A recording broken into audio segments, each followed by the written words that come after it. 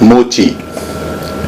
जैसे ही हम शब्द सुनते हैं मोची, हमारे जहन में, हमारे दिमाग में एक शख्स आता है जो बाजार में कहीं कोने में बैठा हुआ लोगों के जूते ठीक कर रहा है या उनके जूते पॉलिश कर रहा है।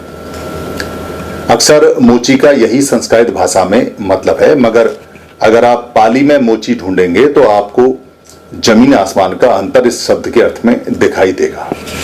आपने एक शब्द सुना होगा, संकट मोचक या संकट मोचन।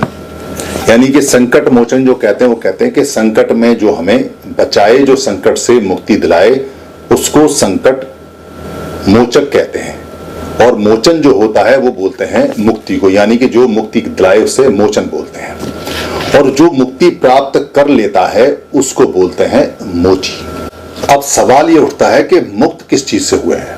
अपने पाप से, अपने राग से, अपने जो देश हैं, जो मोहमूर्ता के जो बंधन हैं, जो ईर्ष्या क्रोध है, जो लालच है, उससे मुक्त हुए हैं। उससे मुक्त हुए किसी भी व्यक्ति को जो अर्थ होता है उसको मोची बोला गया है।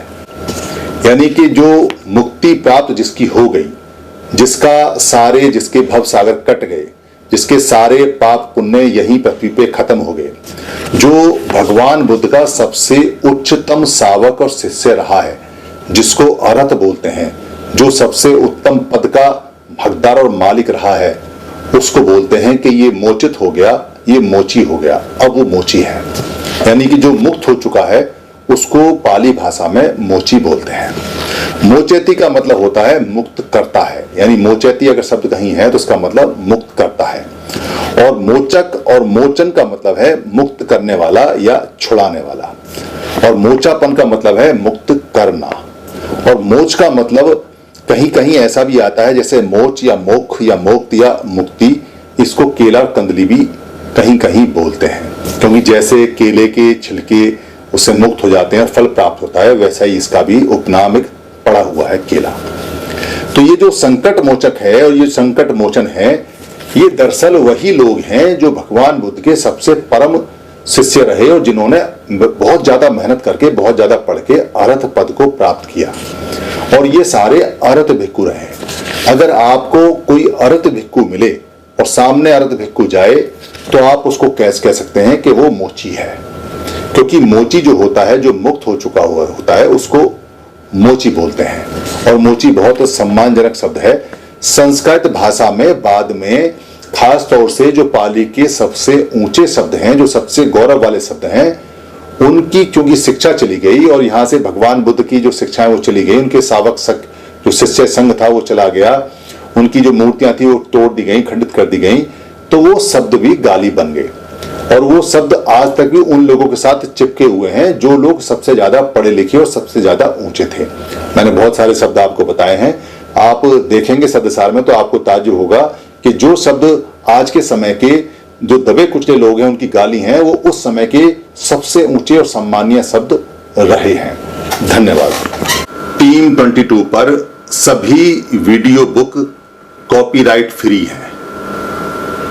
आप अपने पोर्टल पर, अपने यूट्यूब पर, अपने फेसबुक पर या किसी भी जो भी ऐप है उस पर आप यहां से डाउनलोड कर टीम 22 से या फेसबुक से या मेरे पेज से कहीं से भी कोई भी वीडियो ले सकते हैं, उसको डाउनलोड कर सकते हैं। उसमें अपने नाम का कुछ भी ऐड कर सकते हैं या अपनी कमेंट्री कर सकते हैं। उस वीडियो का कोई भी पार्ट आप ले सकते हैं, उसका प्रिंट मटेरियल भी बना सकते हैं, उसको किसी भी भाषा में आप बदल सकते हैं, उसका ऑडियो चेंज कर सकते हैं, उसका वीडियो ले सकते हैं। आप जैसे भी चाहें टीम 22 की किसी भी वीडियो का या सारी वीडियो का इस्तेमाल कर सकते हैं।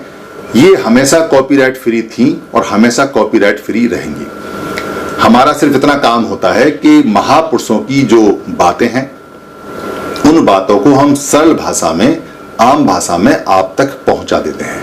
अब आगे आपका काम है कि आप अपनी भाषा में बदल के या ऐसा का ऐसा शेयर करके या इसको आगे भेजकर या इसका लिंक भेजकर या इसमें से कोई भाषा बदलकर या इसको प्रिंट कर या इसको लोड कर या डाउनलोड कर या इसको टीवी में बच्चों को दिखाकर या किसी को गिफ्ट कर जैसे भी चाहे वैसे इसको आगे पहुंचाएं। धम्म की सेवा सबसे बड़ी सेवा है, क्योंकि धम्म दान, धम्म को देना सभी देने में, यानी जितना भी हम किसी को देते हैं, दान देते हैं, उनमें सबसे बड़ा माना जाता है। अगर आपको लगता है किसी वीडियो में कोई परेशानी है तो आप हमें लिख के भेज दीजिए, हम दूसरा वीडियो बनाकर आपको भेज देंगे। आप धम्म की सेवा में सहायक बने, धम्म आपको खूब लाभ देगा, धम्म आपको लाभ देगा, आप धम्म को लाभ देंगे, ये दोनों इंटरचेंज है। यही धम्म की प्राकृतिक नियम है। धन्यवाद। शरणं गच्छामि।